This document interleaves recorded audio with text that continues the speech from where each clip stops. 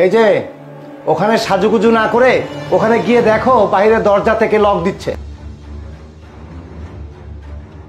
বাসাবাড়ি কিংবা অফিসে অনেক সময় ফাঁকা বা ফাটল জায়গা দেখা দেয়। এই সকল জায়গাগুলোতে তেলাপোকা এবং বিভিন্ন ক্ষতিকারক পোকা বাসা বাঁধে। আমাদের স্প্রেটা দ্বারা যে কোনো ফাটল অথবা ফাঁকা জায়গা সহজেই পূরণ করা সম্ভব। অর্ডার করতে এখনই নিচে দেওয়া হোয়াটসঅ্যাপ নাম্বারে SMS করুন। হেল্প ম্যাডাম, আমি তো পার্সেলটা ডেলিভারি দিতে আসছি। প্লিজ ম্যাডাম, প্লিজ কোনো কথা বলবেন না। আরে ম্যাডাম, আপনি এটা কি করতেছেন? আমি তো আপনাকে পার্সেলের ডেলিভারি দিতে আসছি, কিন্তু আপনি আমাকে এইভাবে রুমের মধ্যে ঢুকিয়ে এলেন।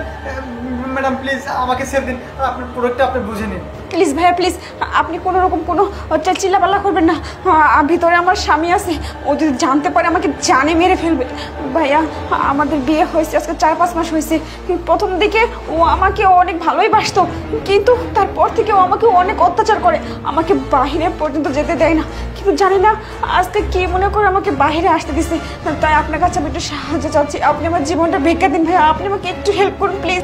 ম্যাডাম দেখুন, আমি একজন সাধারণ ডেলিভারি ম্যান, আমাকে কেন আপনারা এই ঝামেলার মধ্যে টানতেছেন? আর তাছাড়াও আপনাকে আমি কিভাবে হেল্প করব?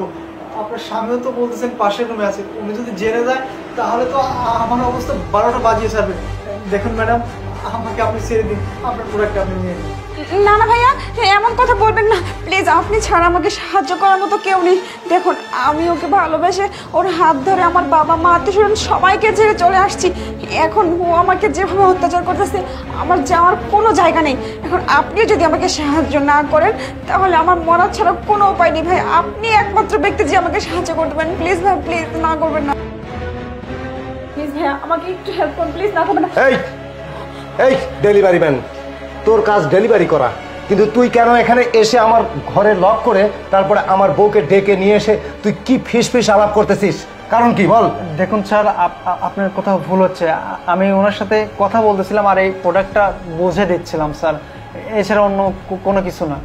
আরে তোর এত বড় সাহস যা আমি নামাজে ছিলাম বলে তোকে আমি বলেছি যে তুই বাইরে গিয়ে দরজাটায় দেখ, আর দেখ মানে তুই পরপুরুষের সঙ্গে এখানে আমার সুযোগ নিয়ে পরপুরুষের হাত ধরে তুই ফিস করে কথা বলতেছিস। দেখুন, আপনি কিন্তু বিষয়টা বাড়াবাড়ি করতেছেন। আমি বলছি আপনি বিষয়টা না বুঝে। খবরদার, আর বলবে না খবরদার। তুমি একজন ডেলিভারি ম্যানের মতো থাকবে। খবরদার, আমার সঙ্গে তর্ক করতে এসো না।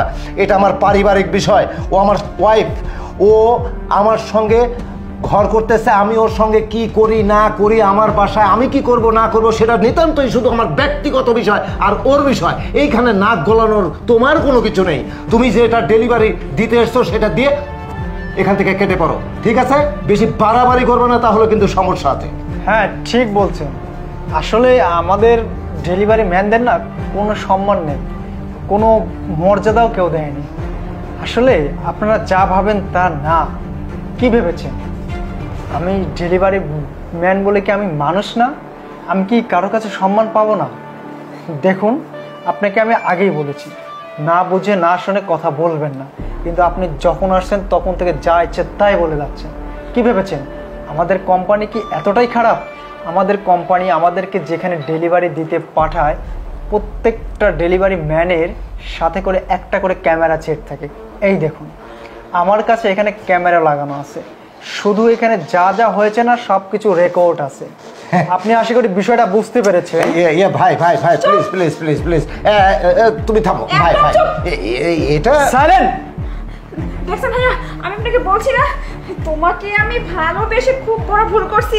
তোমার সাথে বিয়ে করছি আমি, আর তুমি আমাকে বিয়ের পর থেকে আজকে 4-5টা মাস হয়ে গেছে আমাকে যে অত্যাচার করতেছো, আমার দম বন্ধ হয়ে যাচ্ছে, আমার জীবনটা শেষ করে দিছো। তোমাকে আমি ছাড়বো না, তোমাকে আমি এক মুহূর্ত বিশ্বাস করি না। ভাইয়া দেখছেন, আপনাকে আমি বলছি না, প্রমাণ পাইছেন আপনি? প্লিজ ভাই, আপনার ভাই আসলে হঠাৎ করে মাথা খারাপ হয়ে গেছে, এই ধরনের কোনো ঘটনা ঘটেনি। একটা কথাও বলবেন না। আপনি কি ভেবেছেন? হ্যাঁ, আমি ইচ্ছা করলে আপনার এখন কি অবস্থা করতে পারে জানেন? সময়ের অপেক্ষা, কিছুক্ষণের মধ্যে আপনার কাছে পুলিশ চলে আসবে। বোন, তুমি চলো।